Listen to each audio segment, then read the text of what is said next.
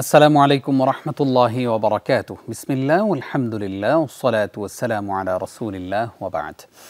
কাছে দূরে সমগ্র পৃথিবী জুড়ে যে যেখান থেকে এই মুহূর্তে দেখছেন, যমুনা টেলিভিশনের নিয়মিত আয়োজন বরকতময় সাহরি প্রেজেন্টেড বাই বিআরবি কেবলস। প্রিয় দর্শক, পুরো মাহে রমজান জুড়েই আপনারা এই গুরুত্বপূর্ণ আলোচনা আপনারা শুনতে পারবেন এবং প্রতিদিনই আমরা একটি গুরুত্বপূর্ণ বিষয় আলোচনা উপস্থাপনের চেষ্টা করি দুইজন সম্মানিত অতিথির মাধ্যমে।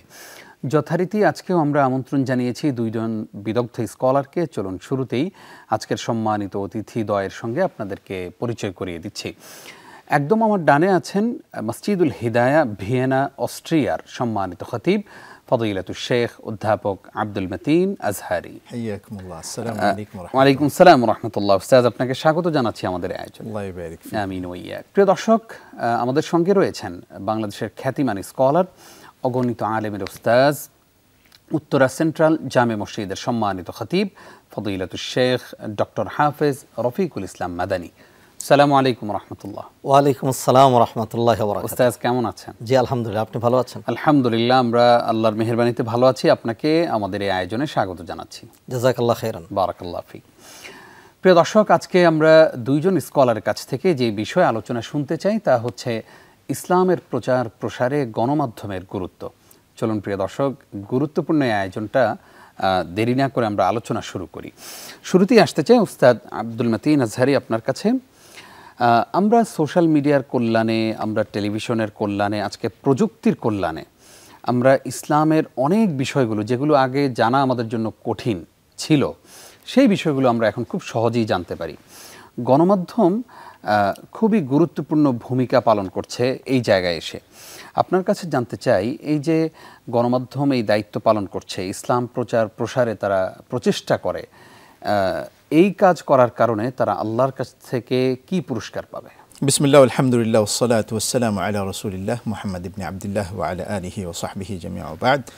ইয়াকুলুল্লাহু আযজা ওয়া জাল্লা ফি মুহকামি কিতাবিহি বা'দা আউযু বিল্লাহি মিনাশ শাইতানির রাজীম। উদউ ইলা সাবিলি রাব্বিকা বিল হিকমাতি ওয়াল মাউইযাতিল হাসানাতি ওয়াজাদিলহুম বিল্লাতি হিয়া আহসান। ইন্না রাব্বাকা হুয়া আ'লামু বিমান দাল্লা আন সাবিলিহি ওয়া হুয়া আ'লামু বিল মুহতাদিন। আল্লাহ তাআলা আমাদের উপর অপরিহার্য দায়িত্ব হিসেবে তার দ্বীন প্রচার করার হুকুম দিয়েছেন। তার দ্বীনকে প্রচার করা, নিজেদের প্রজ্ঞা দিয়ে আল্লাহ প্রদত্ত পদ্ধতিকে অ্যাপ্লাই করে নবীজি সাল্লাল্লাহু আলাইহি সাল্লামের তরিকা অনুসারে আল্লাহর দ্বীন প্রচার করা প্রত্যেক মুসলিমের উপর অপরিহার্য কর্তব্য। তো সেই অপরিহার্য কর্তব্যটি একজন ইমাম যখন দাওয়াত মানুষের সামনে এক্সপ্রেস করেন, তখন তার সামনে হয়তো 500, 700, 1000 মানুষ থাকে। একজন বক্তা যখন মাঠে ময়দানে মানুষকে দাওয়াত দেন, তখন তার সামনে সেরকমই হয়তো 1000, 2000, 10,000 মানুষ থাকে বা কম বেশ থাকে। কিন্তু একটা মিডিয়া যখন আল্লাহর দ্বীনের দাওয়াতকে বা কোরআনের কোনো বাণীকে মানুষের সামনে প্রচার করে, নবীজির সাল্লাল্লাহু আলাইহি সাল্লামের কোনো ট্রেডিশন মানুষের সামনে উপস্থাপন করে, সেটা কিন্তু লক্ষ লক্ষ মানুষ অ্যাট এ টাইম দেখতে পাচ্ছে। জি জি। তাহলে একজন মানুষ যেই জিনিসটা করতে, আপনার একজন মানুষ নয়, লক্ষ মানুষ যেই জিনিস একসাথে করলে সেটা তাদের পক্ষে করা সম্ভব, সেটা একটি মিডিয়া একই সময়ে এই লক্ষ মানুষের ভূমিকা পালন করতে পারছে। তো সেই জন্য মিডিয়ার মধ্যে অনেক কল্যাণ রয়েছে যদি এই মিডিয়াগুলো আল্লাহ তাআলার মর্যাদাকে, আল্লাহর ইজ্জত এবং আল্লাহর দ্বীনকে মানুষের মাঝে পৌঁছে দেওয়ার জন্য, আল্লাহর বরত্ব বর্ণনা করার জন্য যদি নিজেদের একটা পদক্ষেপ তারা গ্রহণ করে, তাদের একটা প্রজেক্ট যদি তারা গ্রহণ করে, এই মিডিয়াগুলো অনেক বড় দাওয়াতি কার্যক্রম করতে পারবে এবং এর সুফল তারা ভোগ করবে। দুনিয়াতে এর সুফল ভোগ করবে, আখিরাতে আল্লাহ তাআলার কাছে উত্তম প্রতিদান পাবে। এখানে আপনার মিডিয়া হিসাবে কাজ করার কারণে চির অম্লান হয়ে আছে কোরআনে কারিমের মধ্যে একটি পাখি। জি। সেই পাখিটিকে নিয়ে কোরআন কথা বলছে। হযরত সুলাইমান আলাইহিস সালাম একজন সম্রাট নবী ছিলেন, সম্রাট নবী, গোটা পৃথিবীর সম্রাট ছিলেন, পাশাপাশি তিনি নবী ছিলেন। তিনি আল্লাহর কাছে চেয়েছেন, রব্বিগফিরলি ওয়া হাবলি মুলকান লা ইয়ানবাগি লিআহাদিন মিন বা'দি ইন্নাকা আনতাল ওয়াহ্হাব, আল্লাহ আমাকে ক্ষমা করে দিন এবং আমাকে এমন রাজ্য, এমন সাম্রাজ্য দান করুন যা আমার পরে কাউকে মানাবে না, আমার জন্যই হবে এই রাজ্যটা, এমন একটা রাজ্য আমাকে দান করুন। আর আল্লাহ তাআলা সাথে সাথে সেটাকে কবুলও করে ফেলেছেন। ফাসাখখারনা লাহুর রিহা তাজরি বিআমরিহি রুখাআন হাইথু আসাব, আল্লাহ তাআলা অক্সিজেনকে তার অনুগত করে দিয়েছেন, জিন জাতিকে তার অনুগত করে দিয়েছেন, গোটা জগৎকে তার অনুগত করে দিয়েছেন। সেই সুলাইমান আলাইহিস সালাম একটা পাখি পালতেন, আবার তিনি পাখির ল্যাঙ্গুয়েজও জানতেন। ওয়াউল্লিমনা মানতিকাত তাইরি ওয়া উতিনা মিন কুল্লি শাই, আমাকে পাখির ল্যাঙ্গুয়েজ শিক্ষা দেওয়া হয়েছে, তিনি বললেন। তো সে পাখিটার নাম ছিল হুদহুদ, 4 অক্ষরে নাম তার, 4 অক্ষরে নাম তার। কোরআনে তার নামটা উচ্চারণ করলে কম করে হলে 40টা নেকি হবে। হ্যাঁ, আর তার নামকে উচ্চারণ না করে কোরআন খতম করার কোনো ব্যবস্থা নাই। জি জি। সেই পাখিটাকে আল্লাহ তাআলা এই মর্যাদায় উন্নীত করলেন কি কারণে? তিনি সুলাইমান আলাইহিস সালাম বললেন, আল্লাহ বলতেছেন সুলাইমান সম্পর্কে আলাইহিস সালাম, ওয়া তাফাক্কাদাত তাইর, তিনি একদিন পাখিটাকে পরিচর্যা করার জন্য, পর্যবেক্ষণ করার জন্য বের হলেন। গিয়ে দেখেন পাখি তার জায়গায় নেই। তো তিনি তো সম্রাট নবী।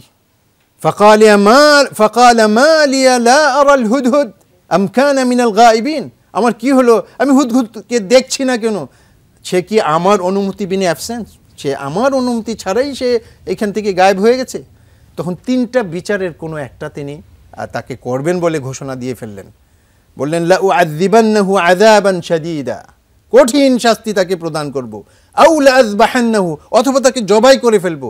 আও লা ইয়াতিয়ান্নি বিসুলতানিম মুবিন, অথবা এমন কারণ দর্শাবে, এমন কোনো নিদর্শন নিয়ে আসবে যেটার বলে সে আমার কাছ থেকে রেহাই পেয়ে যাবে। তো সেই পাখিটি এত বড় থ্রেট শুনে একজন সম্রাটের, তিনি কোনো প্রেসিডেন্ট ছিলেন না, তিনি কোনো মন্ত্রী ছিলেন না, তিনি সম্রাট ছিলেন গোটা জগতের। তো তার এত বড় থ্রেট শুনে আমরা শুনলে তো বর্ডার দিয়ে পালাইতাম, সেটা না করে সে ফামাকাসা গায়রা বাঈদ, কাছেই অবস্থান করেছে। এরপরে এই নবীকে চ্যালেঞ্জ করে সে বলেছে, ফাকালা আহাত্তু বিমা লাম তুহিত বিহি ওয়া জিতুকা মিন সাবাইন বিনাবাই ইয়াকিন, আমি এমন তথ্য, এমন ইনফরমেশন নিয়ে এসেছি আপনার জন্য, যেই ইনফরমেশন আপনার কাছে এখনো আসেনি, আপনি জানেন না এই সম্পর্কে। পাখি বলছে মা লাম তুহিত বিহি আই আলিমতু মা লাম তা'লামহু ইয়া নবী আল্লাহ, আমি এমন জিনিস জেনে আসছি যা আপনি জানেন না। আর সেটা কি? ওয়াজিতুকা মিন সাবাইন বিনাবাই ইয়াকিন, আমি সাবা নামক সম্প্রদায় থেকে এমন তথ্য নিয়ে আসছি যার মধ্যে সন্দেহের কোনো অবকাশ নেই। এখান থেকে শুরু হয় সাবা নামক সেই রাজ্যকে কিভাবে ইসলামের ভিতরে আনা হবে, কিভাবে সাবা সম্রাজ্ঞী বিলকিসকে মুসলিম বানানো হবে, কিভাবে এই সাবা নামক এই সম্প্রদায়, কিভাবে এই কওম কিভাবে ইসলামের ভিতরে প্রবেশ করবে, এর ভূমিকা এখান থেকে শুরু হয় এই পাখির এই মিডিয়া হওয়ার কারণে। তো একজন মিডিয়া, দাওয়াতি মিডিয়া যদি হয়, প্রকৃত অর্থে দাওয়াতি কাজ যদি করে আল্লাহর সন্তুষ্টির উদ্দেশ্যে, আল্লাহর দ্বীনকে কায়েম করার জন্য, আল্লাহর দ্বীনকে, আল্লাহর মানকে সমুন্নত করার জন্য, তাকে আল্লাহ তাআলা চির অম্লান করে রেখে দেন এই পাখির মতো। আমরা আসতে চাই উস্তাজ ডক্টর রফিকুল ইসলাম মাদানী আপনার কাছে। আমাদের সামনে অনেকগুলো চিত্রই আছে, ভালো আছে, মন্দ আছে। আমরা কিছু মানুষকে হেদায়েতের উদ্দেশ্যে এবার একটি পয়েন্টে আপনার কাছ থেকে আলোচনা শুনতে চাইব।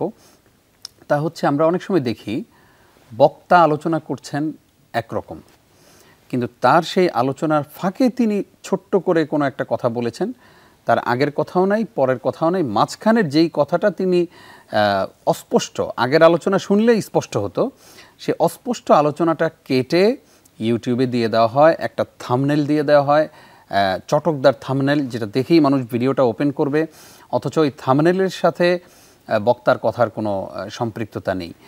এই কাজ যারা করে তাদের ব্যাপারে কি বলবেন, ইসলাম কি বলে? আলহামদুলিল্লাহ, ওয়াসসালাতু ওয়াসসালামু আলা রাসূলিল্লাহি ওয়া বাদ। সত্যি মিডিয়া খুব ভালো কাজ করতে পারে, আবার মিডিয়া অনেক ফাসাদও করতে পারে।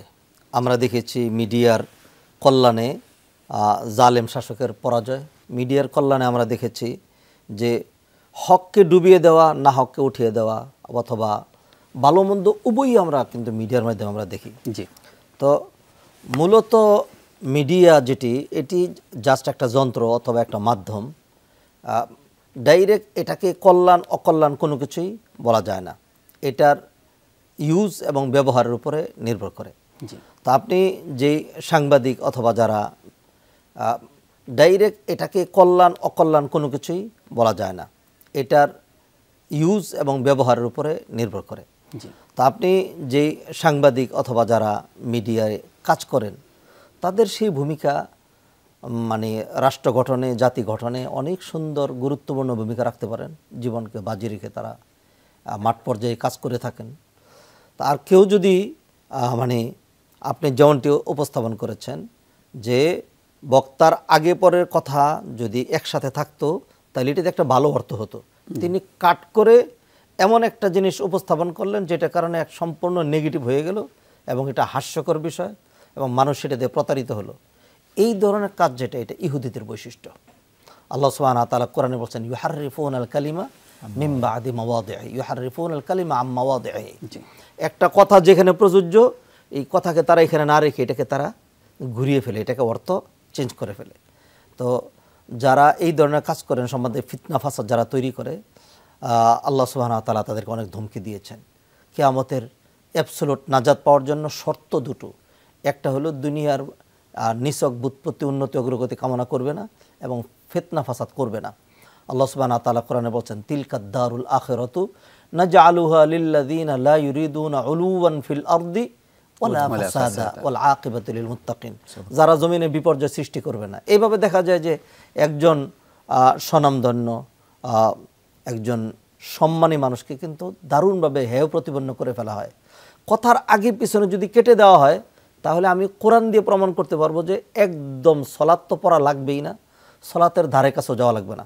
যেমন ধরুন আমি একটা উপস্থাপন করছি একটা আয়াত, আল্লাহ সুবহানাহু ওয়া তাআলা বলছেন ইয়া আইয়ুহাল্লাযীনা আমানু, হে ঈমানদারেরা, লা তাকরাবুস সালাতা, তোমরা সলাতের ধারে কাছেও যেও না। তাহলে এইটুকুন যদি রাখি যে কোরআনে আল্লাহ বলছেন সূরা নিসার 7 নম্বর আয়াতে, হে ঈমানদাররা তোমরা সলাত তো পড়বেই না বরং সলাতের ধারে কাছেও যাবে না। এখানে আমি থেমে গেলাম।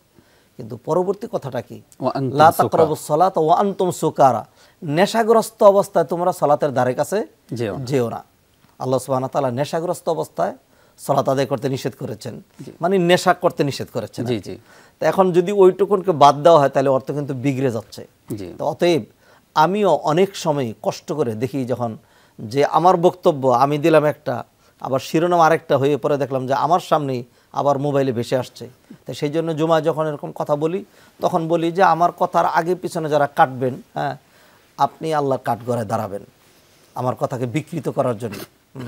তো কারণ মনের কষ্টে কথাগুলো অনেক সময় বলতে হয়। অতএব যারা এই ধরনের কাজ করছেন, সমাজে বিশৃঙ্খলা সৃষ্টি করছেন, তাহলে এই মিডিয়ার সুবাদে আপনি যে অনেক বেশি সব কামাই করতেন সেখান থেকে বঞ্চিত হচ্ছেন। তো যেই মিডিয়ার সুবাদে আপনি একটা আমলের মাধ্যমে আপনি একটা ক্লিপ ছেড়ে দিলেন, লক্ষ লক্ষ মানুষ দেখলো, লক্ষ লক্ষ মানুষের আমলের সব কিন্তু আপনি পাবেন, আদাল্লু আলাল খাইরি কাফাইলি। আর যখন একটা ফিতনা তৈরি করলেন তা লক্ষ লক্ষ মানুষ যখন প্রতারিত হলো তাহলে লক্ষ লক্ষ মানুষের বিনিময়ে কিন্তু লক্ষ লক্ষ গুনাহও আপনি পাবেন। অতএব যে জিনিসের পজিটিভ দিক যত বেশি হয় তার নেগেটিভ দিকটাও কিন্তু তত জঘন্য হয়, মারাত্মক হয়। ধরুন মক্কায় যদি হেঁটে যাই তাহলে 6 মাস লাগবে, পরে গেলে কি হবে, কিছুই হবে না। আর যদি এরোপ্লেনে যাই তাহলে 6 ঘন্টা যাওয়া যাবে। যদি ফ্লাইট ক্রাশ হয় তাহলে কিন্তু সাইটও খুঁজে পাওয়া যাবে না। তো অতএব মিডিয়ার সুবাদে যেমনটি শেখ আব্দুল মতিন আজহারি বলেছেন, মানুষ অনেক সব পাচ্ছে। একটা বিষয় লক্ষ লক্ষ মানুষ কে শোনানো এটা খুবই কঠিন ছিল। আমি হয়তো একসাথে জড়ো করতাম 100 মানুষকে, এখন এইখানে বসে একটা লেকচার দিয়ে দিলাম, এটা দিক দিগন্তে সারা বিশ্বে মানে কত মানুষ যে বিদেশ থেকে রিং করে বলে যে আপনার আলোচনা নিয়মিত শুনি, হ্যাঁ তখন ভালো লাগে আলহামদুলিল্লাহ। তো যারা এটাকে মানে মিস ইউজ করছেন, হ্যাঁ তারা কিন্তু এইভাবেই সারা বিশ্ব থেকে কিন্তু তার আমল নামে গুনাহ জড়িত হতে থাকবে। শুধুমাত্র ভিউর আশায় কেউ কেউ আমরা দেখি যে এই কাজগুলো করেন, যে তার এই কথাটা কেটে যদি আমি দেই তাহলে এটা মানুষ বেশি দেখবে, আমার ভিউ বেশি হবে, আমার ইনকাম হবে। এই ইনকাম আপনার জন্য হালাল হবে বলে আপনি মনে করেন? কখনোই না। আল্লাহ তাআলা আমাদেরকে হেফাজত করুন, আমিন। আসতে চাই উস্তাজ আব্দুল মতিন আজহারি আপনার কাছে। বস্তুনিষ্ঠ সংবাদ যারা প্রচার করেন, যারা সত্যটাকে তুলে আনেন, মানুষের কাছে সত্যটাকে উন্মোচিত করেন এবং মিথ্যাটাকেও উন্মোচিত করেন এইভাবে যে এটা মিথ্যা, এটা সত্য, এই সত্যের পথে যারা রয়েছেন, সত্যকে যারা সত্য বলে মানুষের কাছে উপস্থাপন করেন, তাদের সম্মান কতটুকু, মর্যাদা কতটুকু? আল্লাহ তাআলা নিজেকে সত্যবাদী বলে কোরআনের মধ্যে ঘোষণা দিয়েছেন, বলেছেন ওয়ামান আসদাকু মিনাল্লাহি কিলা। আর বক্তব্য প্রদানকারী হিসাবে আল্লাহর চাইতে সত্যবাদী আর কে আছে? ওয়ামান আসদাকু মিনাল্লাহি হাদিসা। আর উপস্থাপক হিসেবে আল্লাহর চাইতে সত্যবাদী আর কে আছে? এভাবে আল্লাহ তাআলা নিজেকে সত্যবাদী হিসাবে ঘোষণা দিয়েছেন, বলেছেন কুল সাদাকাল্লাহ, বলে দাও যে আল্লাহ সত্য বলেছেন। তো নবীজি সাল্লাল্লাহু আলাইহি সাল্লাম হাদিসের মধ্যে বলেছেন আসিদকু ইউনজি ওয়াল কিযবু ইউহলিক, যে সত্য মানুষকে উদ্ধার করে, রক্ষা করে, আর মিথ্যা মানুষকে ধ্বংস করে, মানুষকে নিঃশেষ করে দেয়। তো সত্যের উত্থান সেটা সময়ের ব্যাপার হয়, কোনো কোনো ক্ষেত্রে সত্যের উত্থান হয়ই, এটা আল্লাহ তাআলার সুন্নাহ, তো সত্যের উত্থান হবেই। তো এই জন্য সত্যের পথে যারা কাজ করছে তাদের বিজয় হবেই হবে, এই ঘোষণাও আল্লাহ তাআলা দিয়েছেন। বলেছেন ওয়াকুল জা আল হাক্কু ওয়া যাহাকাল বাতিল, আর বলে দাও যে সত্য আসবেই আসবে, সত্যের বিজয় হবেই হবে, আর মিথ্যা আর বাতিল নিপাত যাবেই যাবে, সেই কথা আল্লাহ তাআলা বলে দিয়েছেন। এটা আল্লাহ তাআলার সুন্নাহ। এটা মিডিয়ার ক্ষেত্রে হোক, এটা রাষ্ট্র পরিচালনার ক্ষেত্রে হোক, এটা অর্থব্যবস্থার ক্ষেত্রে হোক, এটা শিক্ষা ব্যবস্থার ক্ষেত্রে হোক, ব্যক্তি জীবনে হোক, সামাজিক জীবনে হোক, সর্বাবস্থায় সত্যের বিজয় হবেই হবে, আর মিথ্যার ক্ষয় হবেই হবে। এটা আল্লাহ তাআলার সুন্নাত। নবীজি সাল্লাল্লাহু আলাইহি সাল্লাম বলেছেন যে মুনাফিক যারা বিশ্বাসঘাতক, যারা সমাজের দেহের মধ্যে একটা বিস্ফোরার মতো, এরা এক ধরনের প্রয়োজন, এক ধরনের এরা সমাজে, এদেরকে চিকিৎসা করে সমাজ থেকে বের করে দেওয়া বা মূলোৎপাটন করে দেওয়া উচিত, সেই শ্রেণীটার নাম হচ্ছে মুনাফিক। এদের ক্রাইটেরিয়া বা এদের চারিত্রিক বৈশিষ্ট্য নির্ধারণ করতে গিয়ে নবীজি সাল্লাল্লাহু আলাইহি সাল্লাম বলেছেন আয়াতুল মুনাফিকি সালাস, মুনাফিকের নিদর্শন হচ্ছে তিনটি। এক নম্বর ইদা হাদ্দাসা কাযিবা, যখন কথা বলে মিথ্যা কথা বলে, যখন কথা বলবে মিথ্যা কথা বলবে। যেই মিডিয়াগুলো মিথ্যা প্রচার করে তাদের কথায় দেখবেন রস বেশি, সৌন্দর্য বেশি, মজা বেশি, সব কিছু বেশি। এটাকে সূরা আল মুনাফিকুনের মধ্যে আল্লাহ তাআলা বলেছেন ওয়াইদা রাআইতাহুম তু'জিবুকা আজসামুহুম ওয়া ইয়াকুলু তাসমা' লিকাউলিহিম। আল্লাহু আকবার। তাদেরকে, এই মিথ্যুকদেরকে যখন তুমি দেখবে, তাদেরকে দেখে তুমি অভিভূত হবে, আর তারা যখন কথা বলবে তাদের মন চাবে তুমি তোমার কান পেতে মধুটা গ্রহণ করো, এত মধুর কথা হবে। জাযাকাল্লাহ খাইর উস্তাজ। আসবো আপনাদের কাছে আবারও ইনশাআল্লাহ ছোট্ট একটি বিরতির পর। প্রিয় দর্শক, আপনারা দেখছেন বরকতময় সাহারি প্রেজেন্টেড বাই বিআরবি কেবলস। অনুষ্ঠানের এই পর্যায়ে ছোট্ট একটি বিরতি নিচ্ছি, কিছুক্ষণ পর। প্রিয় দর্শক, আপনাদেরকে আরও একবার স্বাগত জানিয়ে শুরু করছি বরকতময় সাহারি প্রেজেন্টেড বাই বিআরবি কেবলস। আমাদের আজকের বিষয় ইসলামের প্রচার প্রসারে গণমাধ্যমের গুরুত্ব। আর এ বিষয়ে কথা বলছেন উস্তাজ অধ্যাপক আব্দুল মতিন আজহারি এবং সেই সাথে ডক্টর হাফেজ রফিকুল ইসলাম মাদানী। আপনাদের দুইজনকে আরও একবার স্বাগত জানাচ্ছি। আসতে চাই উস্তাজ ডক্টর রফিকুল ইসলাম মাদানী, আপনার কাছে।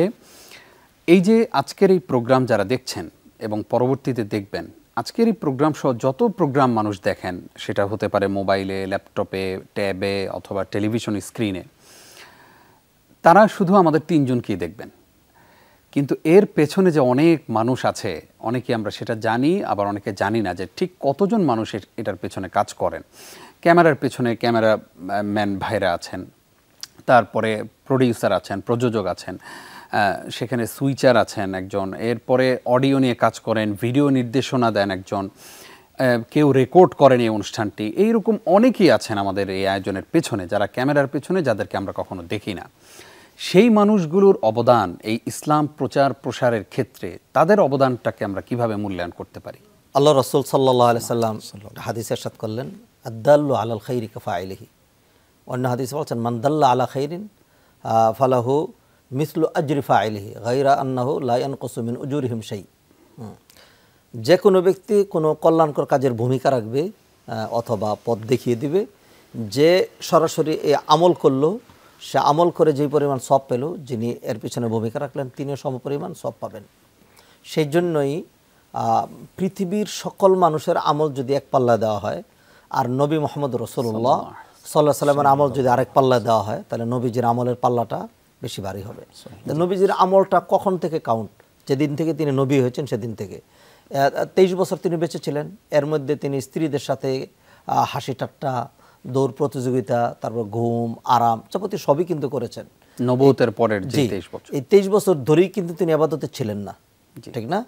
আর 23 বছর ধরেই যদি আবাদতে থাকেন, কতটুকু আবাদত করেছেন? 23 বছরই তো করেছেন, কিন্তু তার আবাদত এত বেশি হয় কেন?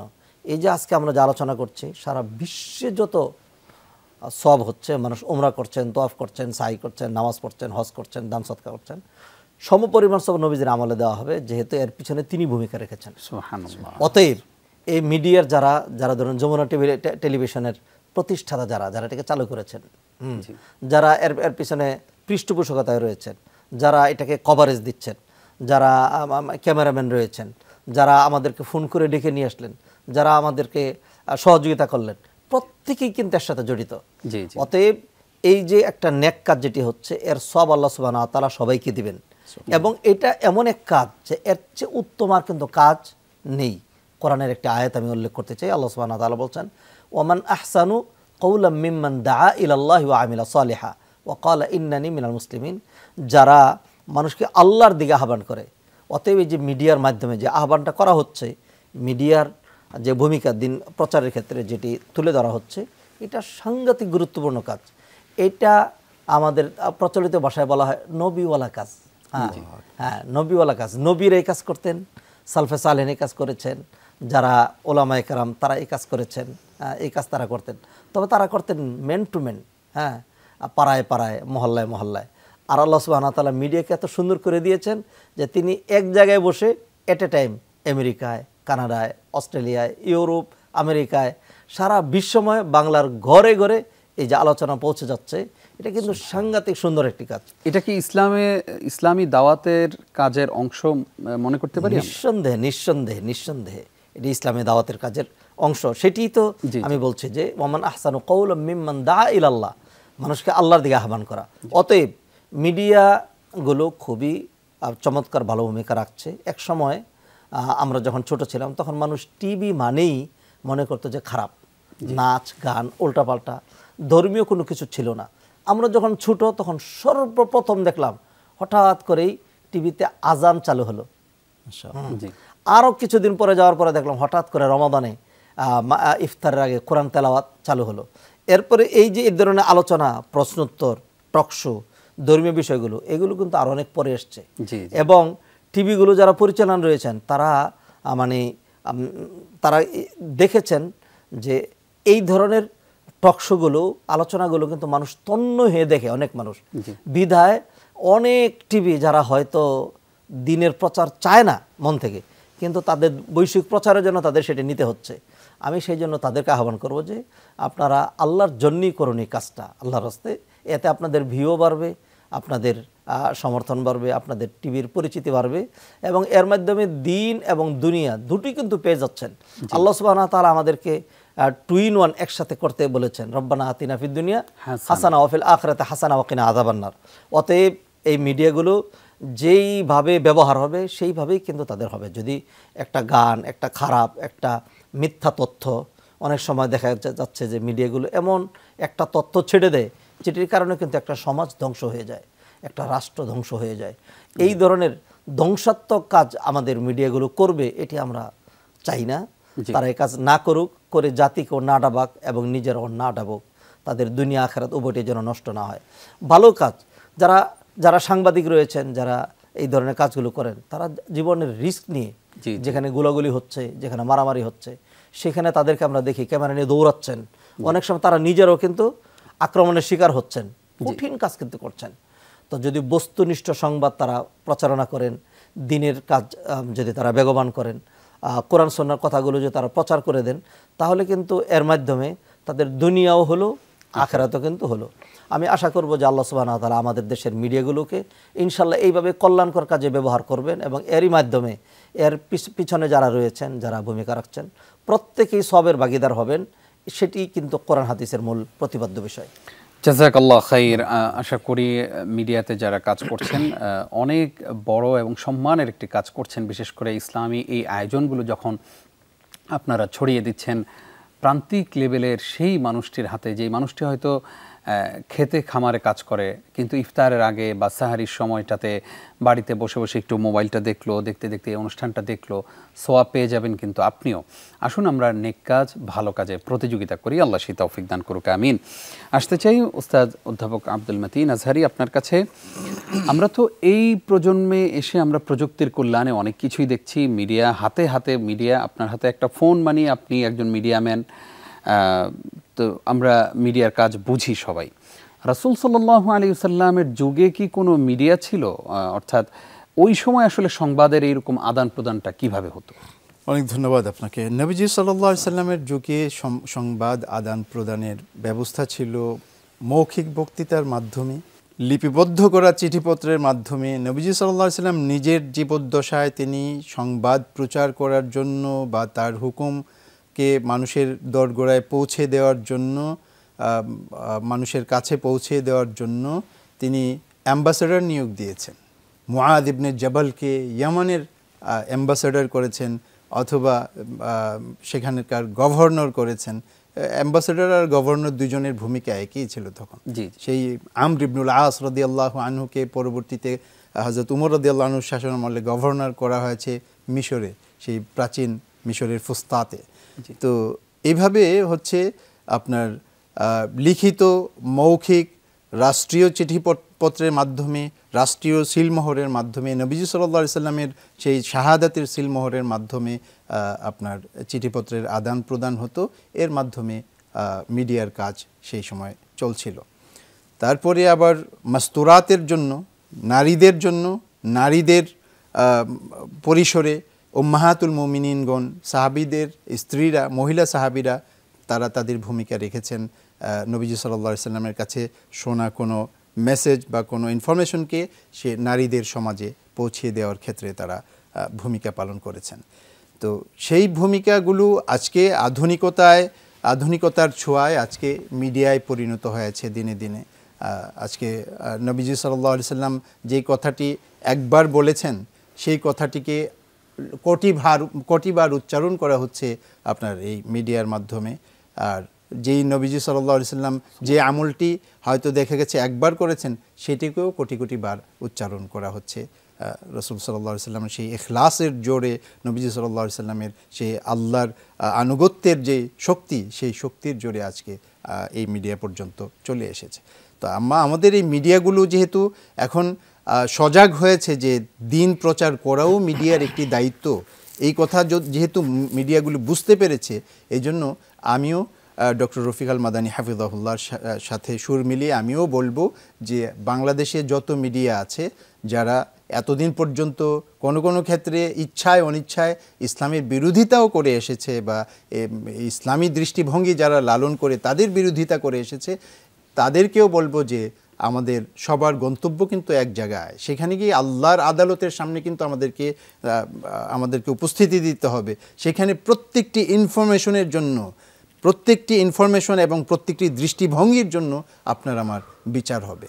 ওখানে কিন্তু আপনার এই ভিজুয়াল যত কাজকর্ম আছে সেগুলোর চাইতে যেগুলো দেখা যায় না, দৃষ্টিভঙ্গি, ফিলসফি, ঈমান, এগুলির উপর ভিত্তি করে আসল বিচার হবে, যেসব জিনিসকে দেখা যায় না। তো সেই জন্য আমি দাওয়াত দেব সবাইকে যে যারা আজকে নিজের ভুলটা বুঝতে পেরেছেন এবং এখনও অনেকে গবেষণায় আছেন যে আমি বোঝার চেষ্টা করছি, আপনারা সবাই আল্লাহ তাআলার দিন প্রচার করাটাকে আপনাদের মিশনের একটি অংশ হিসাবে আপনারা নিন। আল্লাহ তাআলা আপনাদেরকে জোরদার করবেন, পৃথিবীতেও প্রতিষ্ঠিত করবেন, পরকালও আপনাদের জন্য আলোকিত করে দেবেন ইনশাআল্লাহ। ইনশাআল্লাহ। চমৎকার আলোচনা শুনলাম। আসতে চাই উস্তাদ রফিকুল ইসলাম মাদানী আপনার কাছে। আমরা যে প্রোগ্রামগুলো দেখি এগুলোর পেছনে পৃষ্ঠপোষকতা করেন কোনো না কোনো প্রতিষ্ঠান, যেমন আমাদের এই অনুষ্ঠানের পৃষ্ঠপোষক বিআরবি। তো এই যে যারা এই ধরনের ভালো কাজে জড়িয়ে আছেন, ইসলাম প্রচারের ক্ষেত্রে তারা যে অবদান রাখছেন, আরও কীভাবে তারা অবদান রাখতে পারেন এবং কিভাবে অবদান রাখলে মূলত আল্লাহর কাছে কিয়ামতের দিন কিছু নিয়ে হাজির হওয়া যাবে যে হে রব, আমি তোমার ইসলামিক প্রোগ্রামগুলো আঞ্জাম দেওয়ার ক্ষেত্রে আমি কিছু অর্থ ব্যয় করেছি, পরামর্শ দিয়েছি, আরও কীভাবে এই ইসলামী কাজগুলো, ধর্মীয় কাজগুলো, ইসলাম প্রচার প্রসারে আমরা ভূমিকা রাখতে পারি বলে আপনি মনে করেন? সুন্দর প্রশ্ন করেছেন। দিন প্রচার করা, দিনের কাজ করা, এটা খুব উত্তম কাজ। তো আজকে মিডিয়ার মাধ্যমে প্রচারণা যারা ভূমিকা রাখছেন অর্থ দিয়ে, শুধু কি অর্থ দিয়েই দিনের কাজ করা যায় তা না। আল্লাহ সুবহানাহু ওয়া তাআলা কোরআনে বলছেন, কুল কুল্লুন ইয়ামালু আলা শাকিলাতি ফারাব্বুকুম আ'লামু বিমান হুয়া আহদা সাবিলা। প্রত্যেকেই তার তার আঙ্গিকে কাজ করবে। অতএব দিন প্রচারে বিভিন্নভাবে কিন্তু কাজ করা যেতে পারে। ধরুন, যাদেরকে আল্লাহ সুবহানাহু ওয়া তাআলা সামর্থ্য দিয়েছেন, মিডিয়াতে তিনি সহযোগিতা করছেন, এখন এই কাজগুলো হচ্ছে। অনেক আলেম আছেন, সুন্দর লিখতে পারেন, সংক্ষিপ্ত একটা বই লিখে দিলেন, কিন্তু এই বইটা ছাপানোর যেই মানে অর্থনৈতিক সঙ্গতি, এটি তার নাই। একজন যদি পৃষ্ঠপোষকতা নিয়ে এমন একটি বই ছাপিয়ে দেন, আর এই বইটাগুলি যদি অথবা একটা ছোট্ট একটা লিফলেট, কিছু ছোট্ট একটা লেখা, এগুলো যদি প্রচার করা হয়, তাহলে কিন্তু এটি এমন একটা আমল, যে আমলটা মানুষ মরে যাওয়ার পরেও তার চালু থাকলে। হাদিসে ইরশাদ করছেন যে ইদামাত আল ইনসান ইন কতা আনহু আমালুহু ইল্লা মিন সালাস, মানুষ মারা গেলে তার সকল আমল বন্ধ হয়ে যায়, 3টা আমল চালু থাকে। তার মধ্যে একটা আমল হলো আও মিন ইলমিন ইউনতাফাউ বিহি, উপকারী ইলম। উপকারী ইলম। দেশ গ্রামে বহু জায়গায় মানুষ শুদ্ধ কোরআন তেলাওয়াত করতে পারে না, নামাজের মৌলিক মাসালা মাসাইলগুলো জানে না, আকীদার বিষয়গুলো জানে না। আমি মাঠ পর্যায়ে বহু জায়গায় জিজ্ঞেস করেছি, ইবাদত কবুল হওয়ার জন্য মৌলিক শর্ত কয়টি? 1000 মানুষের মধ্যে একজন উত্তর দিতে পারেনি, কিছুই জানে না। তো সেই জন্য যাদেরকে আল্লাহ সুবহানাহু ওয়া তাআলা সঙ্গতি দিয়েছেন, তারা যদি কিছু দায়ী নিয়োগ করেন, হালকা কিছু বেতন দিলেন, একটা এলাকা নির্ধারণ করে দিলেন, আপনার কাজ এটি, আপনি মসজিদে গিয়ে এটা আলোচনা করবেন, মানুষকে একটু কোরআন পড়াবেন, এইভাবে কিন্তু কাজ করতে পারেন। অনেক মসজিদ আছে, তারা একটা মক্তব পরিচালনা করতে পারেন না। যখন বাচ্চারা মসজিদে আসে, একজন শ্রম দিচ্ছেন, একদম বিনা পয়সাতে সবসময় শ্রম দেওয়ার লোক পাওয়া যায় না।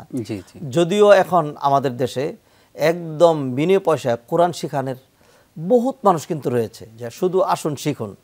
তারপরেও তখন একেবারে প্রত্যন্ত অঞ্চলে একজনকে নিয়োগ দেওয়ার প্রশ্ন, তো সেইখানে যদি তার জন্য যৎসামান্য একটা বেতন নির্ধারণ করা হয়, আর তিনি এই এলাকার ছেলেপেলেদেরকে একদম প্রান্তিক অঞ্চলের বঞ্চিত মানুষের, তাদেরকে একটু কোরআন শিখিয়ে দিলেন, মৌলিক মাসালা মাসাইলগুলো শিখিয়ে দিলেন, তাইলেও কিন্তু দিনের গুরুত্বপূর্ণ কাজগুলো হলো।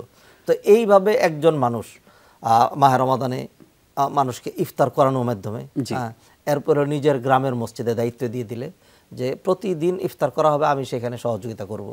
তা যারা রোজাদারকে ইফতার করায় সম্পূর্ণ সব। তো এইভাবে আল্লাহ সুবহানাহু ওয়া তাআলা যাদেরকে সঙ্গতি দিয়েছেন, তারা বিভিন্নভাবে কিন্তু তারা সব অর্জন করতে পারেন। জাযাকাল্লাহু খাইর। উস্তাদ, আসবো আপনাদের কাছে আবার ইনশাআল্লাহ ছোট্ট একটি বিরতির পর। প্রিয় দর্শক, আপনারা দেখছেন বরকতময় সাহারি প্রেজেন্টেড বাই বিআরবি কেবলস। গুরুত্বপূর্ণ আয়োজনের এই পর্যায়ে নিচ্ছি ছোট্ট একটি বিরতি, আশা করছি সঙ্গে থাকবেন। প্রিয় দর্শক, আপনাদেরকে আরও একবার স্বাগত জানিয়ে মাহে রমজান উপলক্ষে যমুনা টেলিভিশনের বিশেষ আয়োজনে স্বাগত জানাচ্ছি। আপনারা দেখছেন বরকতময় সাহারি প্রেজেন্টেড বাই বিআরবি কেবলস। আজকে আমরা ইসলামের প্রচার প্রসারে গণমাধ্যমের গুরুত্ব এবং ভূমিকা নিয়ে আলোচনা শুনছিলাম। আলোচনা করছেন উস্তাজ ডক্টর রফিকুল ইসলাম মাদানী এবং সেই সাথে অধ্যাপক আব্দুল মতিন আল আজহারি। আপনাদের দুজনকে আরও একবার স্বাগত জানাচ্ছি। আসতে চাই উস্তাজ, আপনার কাছে জানতে চাই যে এই যে যারা মিডিয়া বা টেলিভিশন এর সাথে সম্পৃক্ত, ওনারা দ্বীনি কার্যক্রম প্রচারের ক্ষেত্রে আর কি কি কার্যক্রম হাতে নিতে পারেন? অনেক টেলিভিশন বা অনেক মিডিয়াই হয়তো পছন্দ করেন যে আমরা দ্বীনি কিছু কার্যক্রম করব, আল্লাহর দ্বীন প্রচারের ক্ষেত্রে আমরা একটা অবদান রাখব, আমরা আল্লাহর কোরআন এবং নবীজি সাল্লাল্লাহু আলাইহি সাল্লামের সুন্নাহকে প্রচার করেছি বলে একটা ফিঙ্গারপ্রিন্ট রাখব, এই ধরনের একটা মানুষ সবাই লালন করেন, কিন্তু তারা এটার প্রক্রিয়াটা কী হবে, পদ্ধতিটা কী হবে, এটা খুঁজে পান না। এই জন্য আমি খুব সহজে আপনাদেরকে আপনাদের সামনেই আপনাদের চিরচেনা দৃষ্টান্তগুলো তুলে ধরছি। আপনারা দেখেছেন পিস টিভি নামক একটি চ্যানেল ছিল, যেটি বছরের পর বছর 24 ঘন্টাই প্রতিদিন 24 ঘন্টাই শুধু দিনই প্রচার করেছে, তারা কোনো অ্যাড পর্যন্ত গ্রহণ করেনি। হ্যাঁ, এটা সামর্থ্যবান একটা চ্যানেল, বা এর পিছনে অনেক আল্লাহওয়ালা মানুষদের সহযোগিতা ছিল, যার ফলে তারা কোনো অ্যাড দেওয়া অথবা কোনো জিনিসের প্রচারণার মধ্যে তাদের যাইতে হয় নাই। তারা 24 ঘন্টা দাওয়াতি কাজের মধ্যে তারা মগ্ন ছিল। পিস টিভিতে আপনারা যারা দেখেছেন তারা জানেন। এখন বর্তমানে সৌদি আরবিয়ায় আপনার মক্কা মুকাররমা থেকে একটা চ্যানেল সম্প্রচারিত হয়, যেটির নাম হচ্ছে আল কোরআনুল কারীম। আর মদিনা মুনাওয়ারা থেকে একটি চ্যানেল পরিচালিত হয়, যেটার নাম হচ্ছে আস-সুন্নাহ আন-নাবাউইয়া। এটা আল কোরআনুল কারীম যে চ্যানেলটা 24 ঘন্টা কোরআন তিলাওয়াত করছে, শুধু সালাতের টাইমটা ছাড়া। সালাতের টাইমে সালাত দেখাচ্ছে, সালাতের টাইমে কাবা শরীফে যে নামাজ হচ্ছে জামাতে সেটা দেখাচ্ছে, আর এছাড়া বাকি 24 ঘন্টার অন্য সময়টা টোটালটাই হচ্ছে কোরআন তিলাওয়াত শোনাচ্ছে মানুষকে। পৃথিবীর যত মধুর তিলাওয়াত আছে, যেই তিলাওয়াত মন কাড়ে, যেই তিলাওয়াত মানুষের এই হৃদয় রাজ্যকে যারা জয় করে ফেলে, সেই সকল পৃথিবীর প্রসিদ্ধ কারীদের তিলাওয়াত সেখানে সম্প্রচার করা হয়। একজনের তিলাওয়াত শুরু হলে আর শেষ হলে আরেকজনের তিলাওয়াত শুরু হয়, সেইভাবে করা হয়। তেমনিভাবে মদিনা মুনাওয়ারায় যে চ্যানেলটি রয়েছে সেটি নামাজের টাইম ছাড়া বাকি সময়টাতে শুধু নবীজি সাল্লাল্লাহু আলাইহি ওয়াসাল্লামের রেখে যাওয়া জীবন ব্যবস্থা এবং জীবন সংবিধান আর ট্রেডিশন নিয়ে আলোচনা তারা করতে থাকে। হাদিস বলে বুখারী, মুসলিম বা অন্যান্য হাদিসের ভলিউম থেকে, আর সেগুলোকে তর্জমা করে, সেগুলোকে ব্যাখ্যা বিশ্লেষণ করে মানুষের জনজীবনে কিভাবে কোরআন এবং সুন্নাহর আলো দিয়ে জীবনটাকে আলোকিত করবে সেটা শিক্ষা দেওয়া হয়। এটা আমাদের দেশে যদি সম্ভব না হয়, এখন আমরা বলবো যে আমরা পেট্রোলিয়ামের দেশ না, আমাদেরকে প্যাট্রোনাইজ করার জন্য এমন কোনো ধনী কোনো প্রতিষ্ঠান নেই বা রাষ্ট্র নেই, সুতরাং আমরা কি সেটা পারবো? যদি আমরা সেটা নাও পারি, কমপক্ষে 1 ঘন্টা সময় যদি আমরা আল্লাহর কোরআন এবং সুন্নাহর জন্য আমরা বরাদ্দ দিয়ে দিই, যে এর মধ্যে আল্লাহর কোরআন এবং সুন্নাহ নিয়ে আলোচনা হবে, এটা একটা প্রত্যেক টেলিভিশনে একটা মাদ্রাসা হতে পারে। 1 ঘন্টার একটা মাদ্রাসা, 1 ঘন্টার একটা মাদ্রাসা হতে পারে, যার মধ্যে ফিকহ পড়ানো হবে, যার মধ্যে ইসলামী আইন শাস্ত্রের বক্তব্য হবে, জায়েজ না জায়েজ, হালাল হারাম, এটা এখানে ব্যাংকিং ব্যবস্থা নিয়ে কথা হবে, আইন ব্যবস্থা নিয়ে কথা হবে, আপনার বিচার ব্যবস্থা নিয়ে কথা হবে। এগুলো সব কিছু হচ্ছে ইসলামী ফিকহের বিষয়। এটা হতে পারে। এরপরে আরেক দিন হতে পারে যে ইসলামী আকীদা নিয়ে আলোচনা, ইসলামী বিশ্বাস নিয়ে আলোচনা, ইসলামী বিশ্বাস, ঈমান কিসের দ্বারা প্রতিষ্ঠিত হয় আর কি কি কারণে ঈমান ভঙ্গ হয়ে যায়, সেগুলো নিয়ে আলোচনা হতে পারে। তেমনিভাবে কোরআন বিশুদ্ধ করে পড়ার একটা ক্লাস হতে পারে, এর মধ্যে সুন্নাহ নিয়ে এখানে ক্লাস হতে পারে, যে সুন্নাহ দিয়ে জীবন গড়ি, এই ধরনের একটা ক্লাস হতে পারে। তেমনিভাবে আপনার কোরআন হিফজের কম্পিটিশন হতে পারে, যেটা আমরা রমাদানে আমরা দেখি বিভিন্ন চ্যানেল করে থাকি, সেটা সারা বছরই হতে পারে। তো এটা প্রত্যেক টিভি চ্যানেলের মধ্যে 1 ঘন্টার একটা মাদ্রাসা হতে পারে, যা দিন দিয়ে, ইসলাম দিয়ে প্রতিষ্ঠিত হবে, এবং যেটা জীবন বান্ধব, সবার জীবনের সাথে, সবার আত্মার সাথে, সবার বিশ্বাস আর নিঃশ্বাসের সাথে জড়িত। তো আমি এই প্রস্তাব করব যে সবাই যেন একটা 1 ঘন্টার একটা মাদ্রাসা প্রত্যেক মিডিয়াতে চালু করে। খুবই সুন্দর একটি পরামর্শ উঠে এসেছে। প্রিয় দর্শক, আশা করি আমরা এই প্রচেষ্টা করব। চেষ্টা করতে তো আসলে অসুবিধা নেই, আল্লাহ যেন আমাদের সেই চেষ্টাটাকে কবুল করেন, সেটাই আমাদের দোয়া। আমরা আসতে চাই উস্তাদ রফিকুল ইসলাম মাদানী আপনার কাছে। আমার মাত্র একটা বিষয় মনে হলো, যেটা আপনার সঙ্গে আমি শেয়ার করছি, সেটা হচ্ছে যে আমাদের অনেক ভালো ভালো আলেম আছেন, যারা মাঠে ময়দানে মসজিদে খুতবা দেওয়ার ক্ষেত্রে অনেক ভালো কথা বলেন। আমরা চাই যে ওনাদের এই কথাগুলো বিশ্বময় ছড়িয়ে দিতে, কিন্তু যখনই আমরা তাদের কাছে যাই যে উস্তাজ বা শেখ আপনাকে যমুনা টেলিভিশনে নিতে চাই বা অমুক টেলিভিশনে নিতে চাই, একটু আধা ঘন্টা আলোচনা করবেন, উনি বলছেন না না না, আমি টেলিভিশনে যাই না। তো আমরা আসলে সেই আলেমদের কাছ থেকে মাহরুম হচ্ছি কিনা, এবং ওনাদের কাছ থেকে উম্মাহ আরও বেশি কল্যাণ পেতে পারতো কিনা, উম্মাহ তাদের থেকে আরও দ্বীনের বুঝটা পেতে পারতো কিনা, কি বলেন আপনি? এবং ওনাদের প্রয়োজন আছে কিনা টেলিভিশনে এই ইসলামিক প্রোগ্রামগুলোতে আসার? জি, নিঃসন্দেহে আমাদের সমাজে এখনও কিছু নেগেটিভ চিন্তা রয়ে গিয়েছে মিডিয়ার ক্ষেত্রে। যেমন একটু আগে আমি বলেছিলাম যে আমাদের দেশে আগে যেহেতু মিডিয়াগুলো শুধুমাত্র মানে ধর্মবিরোধী অথবা নাচ গান ইত্যাদি বৈষয়িক কাজ নিয়ে ব্যস্ত ছিল। তো সেই জন্য এর মাধ্যমে দিনের কাজ হয় এটা কিন্তু মানুষ জানতো না। এখন কিন্তু অনেক কাজ হচ্ছে। তো সেই জন্য এখনো অনেক মানুষ তারা হয়তো তাদের বেশি এখলাস অথবা তাদের না বোঝার কারণে হয়তো এটা মনে করেন যে মিডিয়াটা এটা আমাদের জন্য না, মিডিয়া হলো শুধুমাত্র যারা গায়ক, যারা শিল্পী অথবা যারা বস্তুবাদী শুধু তাদের জন্য, এটা তারা মনে করে, এই জন্য তারা দূরে থাকছেন। তো সত্যি তিনি তো দিনের দাওয়াতি কাজ করছেন। তিনি যদি দাওয়ার যে মানে সোয়াবগুলো এটা যে কতটা দ্রুত মানে এটা ছড়ায়, এবার এর মাধ্যমে কত বেশি সোয়াব পাওয়া যায়, এটা যদি তিনি পুরোপুরি উপলব্ধি করতেন। তিনি তো মানুষকে দাওয়াত দেন, তিনি দাওয়াত দেন মসজিদে, তিনি দাওয়াত দেন মাঠে। তো সেখানে তো তিনি দশক সংখ্যায় অথবা শতক সংখ্যা অথবা হাজার সংখ্যা মানুষকে দাওয়াত দেন। তো মিডিয়াতে তো দশক, শতক আর হাজারের কোনো স্থান নেই, এখানে লাখ লাখ এবং কোটি কোটি। তো তিনি যদি এইখানে এসে কষ্ট করে একটু আসতেন, হ্যাঁ, এসে একটা আলোচনা তিনি দিতেন, তাহলে কিন্তু এর মাধ্যমে সারা বিশ্ব উপকৃত হতো। তো তিনি নিজেও বঞ্চিত হলেন এবং জগৎকেও তার সেই জ্ঞানগর্ভ আলোচনা থেকে তিনি বঞ্চিত করলেন। এবং এটা উনি হয়তো এক পেশে বোঝার কারণে অথবা সত্যিকার বিষয়টাকে মানে হৃদয়ঙ্গম না করার কারণে। তো সেই জন্য এই কথা তাদের জন্য থাকলো যে তারাও যেন বিষয়টাকে বুঝেন। এবং আমি মনে করি আস্তে আস্তে ধীরে ধীরে আগে যারা মিডিয়াতে আসতো না তারা কিন্তু এখন মিডিয়াতে আসছেন। এবং আগে মানুষ মনে করতো মিডিয়াতে তারা এই কথা বলবে যারা দিন নিয়ে তেমন কিছু জানে না। এখন কিন্তু আমরা দেখতে পাচ্ছি অনেকেই অনেক গবেষণামূলক অনেক ভালো ভালো কথা উপস্থাপন করছেন, এবং যার মাধ্যমে অনেক মানুষ ছিল যে যারা একটু নেগেটিভ চিন্তার মানুষ ছিল, তাদের মধ্যে অনেক পরিবর্তন এসছে। অনেকে বলেন যে অমুক দিনে আলোচনার পর থেকে আমার লাইফস্টাইলটা চেঞ্জ হয়ে গিয়েছে। অনেক মানুষই কিন্তু তারা মাহফিলে যাবে না, অনেক কিন্তু আপনি মসজিদে পাবেন না, কারণ সবাই তার এক ক্যাটাগরির না। এমন কিছু মানুষ আছে যারা হয়তো মোবাইলের মধ্যে থাকবে, বিশেষ করে এলিট শ্রেণীর অনেকে টিভির সামনে বসবে। তো আপনি যদি টিভির সামনে আপনার এখলাস ভিত্তিক একটা কথা যদি তিনি তুলে ধরতে পারেন, ধরুন আমরা যারা মিডিয়াতে আসি আমাদের হয়তো অনেক সময় এখলাসের ঘাটতি রয়েছে, অথবা হতে পারে আমার এলেমের অথবা উপস্থাপনার সেই যোগ্যতা আল্লাহ দেননি, কিন্তু আমাদের একজন উস্তাদ আছেন, শায়েখ আছেন, যাকে আল্লাহ এর চেয়ে বেশি দিয়েছেন। তিনি যখন এখলাস ভিত্তিক একটা কথা বলবেন, কথাটা যখন তার মন থেকে বেরিয়ে আসবে, সত্যিই তো এই কথাটা আবার তার আরেকজনের মনের ভিতরে গিয়ে স্থান করে নেবে। তো এইভাবে যদি একজন ব্যক্তিও তার মাধ্যমে হেদায়েত পান, এটা বড় নিয়ামত নয় কি? নিঃসন্দেহে। নবীজি সাল্লাল্লাহু আলাইহি ওয়াসাল্লাম আলী রাদিয়াল্লাহু তাআলা বলেছিলেন, লা ইয়াহদিয়াল্লাহু বিকা রাজুলান ওয়াহিদান খায়রুন লাকা মিন হুমরিন নাম।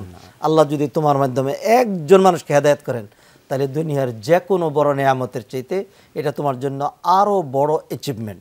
অতএব আমরা আশা করব যে যারা মিডিয়াতে আসছেন না তারাও ধীরে ধীরে আসবেন, এবং যারা মিডিয়াতে রয়েছেন, যারা লোকজনকে ডাকেন, যারা শায়েখ চয়ন করেন, তাদেরও উচিত এই ধরনের মানে শায়েখদেরকে, আলেমদেরকে যে কোনোভাবে হোক কৌশল করে তাদেরকে একটু নিয়ে আসা, অনেক সময় একটু গাড়ি পাঠিয়ে দেওয়া, অথবা যদি এমন হয় যে কেউ আসছেন না, তাহলে অনেক সময় কিন্তু এই সুযোগও রয়েছে যে আমরা ওপেন ডোরকে একটা শুটিং করলাম, তো সেইখানে গিয়ে তার প্রতিষ্ঠান থেকে, তার মসজিদ থেকে একটা ভিডিও ধারণ করলাম, অথবা তার মাদ্রাসা থেকে তার একটা সাক্ষাৎকার নিয়ে আসলাম, কতভাবেই করা যায়। সেটা যদি প্রচার করে দেই, এবং এটিও যখন তিনি দেখবেন এবং যখন তিনি জানবেন অন্যের মাধ্যমে যে আপনার এই আলোচনার মাধ্যমে এত মানুষ উপকৃত হয়েছে, তখন তিনি নিজেও কিন্তু এনকারেজ বোধ করবেন, হবেন ইনশাআল্লাহ। সমসাময়িক একটি গুরুত্বপূর্ণ বিষয় আপনি আমাদের সামনে উপস্থাপন করলেন। আশা করছি আমাদের যেই স্কলারদেরকে আসলে আমরা প্রত্যাশা করি, আমরা অনেকেই দেখি আলহামদুলিল্লাহ মাঠে ময়দানে খুবই ভালো কথা বলছেন, মসজিদে খুব ওনার খুতবা শোনার জন্য দূর দূরান্ত থেকে মানুষ চলে আসে। আমাদের সেই উস্তাদদেরকে, সেই শায়েখদেরকে যদি আমরা এই ধরনের প্রোগ্রামে পাই, নিঃসন্দেহে অগণিত মানুষ উপকৃত হবে। আপনি একদম যথার্থই বলেছেন। আপনার কাছে এবার জানতে চাই যে মিডিয়াতে যারা কাজ করেন, ক্যামেরার পেছনে যারা কাজ করেন, সেই মানুষদেরকে দিনদার বানানোর ক্ষেত্রে আমরা কি কি কার্যক্রম হাতে নিতে পারি বলে আপনি মনে করেন? দেখুন, মিডিয়াতে যারা কাজ করেন, প্রসঙ্গত বলে রাখি অনেকেই দিনদার আছেন আলহামদুলিল্লাহ। জি, মিডিয়াতে যারা কাজ করেন, তো মিডিয়া থেকে দুই ধরনের কাজ হতে হয়, এবং সারা বিশ্বময় মিডিয়ার ভিতরে এবং মিডিয়ার বাহিরে কাজ কিন্তু দুইটাই। একটা হলো হাসানা, আর একটা হলো সাইয়্যা, ভালো এবং মন্দ। তো কে কোন কাজটা করবেন মানুষের মেন্টালিটির উপর নির্ভর করে এটি। তাই সেই জন্য যারা মিডিয়াতে রয়েছেন, আমাদের উচিত মিডিয়ার লোকগুলোকে আমরা যদি মোটিভেশনাল স্পিচ দিয়ে, তাদের পিছনে তাবলিগ করে, তাদের পিছনে দাওয়াতি কাজ করে যদি তাদেরকে একটু চেঞ্জ করে দিতে পারি, তাহলে যেই কাজটা মাঠে ময়দানে আমরা করছি এই কাজটা কিন্তু তারা বেগবান হয়ে করবেন। জি জি। এবং তার নিজের মধ্যে যদি দিনদারি না থাকে তাহলে কিন্তু তাকে দিয়ে সেই কাজটা হবে না। কারণ ফাকিদুশ শাইই লা ইউতি, যার কাছে যেটি নাই সে সেটা দেবে কোত্থেকে। ফার্সিতে বলে খুদ গুমরা আম কাসেরা রাহনুমাহি কুনাম, নিজেই তো পথভ্রষ্ট, আরেকজনকে পথ দেখাবো কেমনে? অতএব ভালো করতে হলে আগে নিজের ভালো হতে হবে। ইয়া আইয়ুহাল্লাযীনা আমানু লিমা তাকুলুনা মা লা তাফআলুন কাবুরা মাকতান ইনদাল্লাহি আন তাকুলু মা লা তাফআলুন। সেই জন্য মিডিয়াতে যারা রয়েছেন অনেক ভালো ভালো মানুষ রয়েছেন যারা ভালো ভালো কাজ করছেন, আমাদের চাইতে অনেক বেশি কাজ করছেন তারা। তো আরও যারা রয়েছেন তো তাদের সবার মাঝেই যদি আমরা দিনের আলোটা ছড়িয়ে দিতে পারি মোটিভেশনাল স্পিচের মাধ্যমে, তাদের অন্তরটাকে যদি একটু উর্বর করে দেওয়া যায় তাহলে কিন্তু তাদেরকে দিয়ে এমন কাজ হবে যেটা আমাদেরকে দিয়ে হচ্ছে না। এবং নবীজি হাদিসে বলছেন ইন্না ফিল জাসাদি মুদগা ইদা সালাহাত সালাহাল জাসাদু কুল্লু ওয়া ইদা ফাসাদাত ফাসাদাল জাসাদু কুল্লু আলা ওয়াহিয়াল কলব। মানুষের শরীরে এমন একটা অঙ্গ আছে যেটা ঠিক হলে সব ঠিক। অতএব মিডিয়াতে যারা কাজ করেন যদি তাদেরকে আমরা চেঞ্জ করে দিতে পারি, তাদের মধ্যে দিনের সত্যিকার আলোটা এবং দিনের যে স্পিরিট সেটা যদি ঢুকিয়ে দিতে পারি তাহলে তাদের মাধ্যমে দিন এত বেশি ব্যাপক হারে মানুষের গুরুদূরে পৌঁছে যাবে যেটি হয়তো আমাদেরকে দিয়ে সম্ভব হচ্ছে না। সেই জন্য আমাদের গুরুত্ব দেওয়া উচিত। দিনের জন্যই তো আমরা কাজ করে থাকি। মিডিয়ার ভাইয়েরা যারা আছেন তাদের মাঝে যেন আমরা বিশেষভাবে একটু গুরুত্ব দিয়ে কাজ করি। এটি ওলামায়ে কেরাম যারা রয়েছেন, দিনদার যারা রয়েছেন এবং বিশেষ করে আপনারা যারা প্রেজেন্টার রয়েছেন আপনাদের ব্যাপক অনেকের সাথে পরিচয় রয়েছে, যে এমনও একটা সেশন করা যেতে পারে যে শুধু মিডিয়ার ভাইদেরকে নিয়ে যে 100 জন সাংবাদিকদের জন্য একটা আলোচনা, সেখানে 3 জন শায়েখকে আপনারা আমন্ত্রণ জানালেন। তো সেইখানে মিডিয়ায় দিনের কাজ বিভিন্ন দিক তারা সেইগুলো আলোচনা করলেন। তাহলে দেখা গেল যে এদের মধ্যে অন্তত 50 জন এটা গ্রহণ করবে, 10 জনের যে দিনের প্রতি একটা অ্যালার্জি ছিল এটা কমে যাবে, আবার 10 জন দেখা যাবে যে হয়তো নিউট্রাল হয়ে যাবে। তো এইভাবেই পরিবর্তন অনেক কাজ হবে। জাযাকাল্লাহ খাইর। উস্তাজ আপনাদের দুইজনকে ধন্যবাদ জানাচ্ছি, কষ্ট করে সময় দিয়েছেন। অনেক গুরুত্বপূর্ণ বিষয় উঠে এসেছে, সচরাচর এই বিষয়গুলো নিয়ে আলোচনা হয়নি। আজকে আমরা আমাদের দর্শকদেরকে উপকৃত করতে পেরেছি। আশা করি আমরা সামনে এই আলোচনার মধ্য থেকেই অনেক অনেক ভালো ভালো কাজের শুরুটা হবে, আলোটা জ্বলবে সেই প্রত্যাশাই করি। কষ্ট করে আপনারা সময় দেওয়ার জন্য আপনাদের দুইজনকেই ধন্যবাদ জানাচ্ছি। আমরাও ধন্যবাদ জানাচ্ছি আপনাকে এবং বিশেষ করে যমুনা টিভি পরিবার এবং দর্শক শ্রোতা ভাইয়েরা যারা আছেন তাদেরকে ধন্যবাদ জানাচ্ছি। আল্লাহ সুবহানাহু ওয়া তাআলা আমাদের সবাইকে মাহে রমাদানের সমূহ কল্যাণ অর্জন করার এবং রমাদানের কদর দেওয়ার তৌফিক এনায়েত করেন। আমিন আমিন। প্রিয় দর্শক, এতক্ষণ যারা আমাদের সঙ্গে ছিলেন আপনাদেরকেও ধন্যবাদ জানিয়ে শেষ করছি আজকের আয়োজন। আগামীকালকের বরকতময় সাহারি দেখবেন সেই প্রত্যাশায় বিদায় নিচ্ছি আমি নিজাম বিন মুহিব।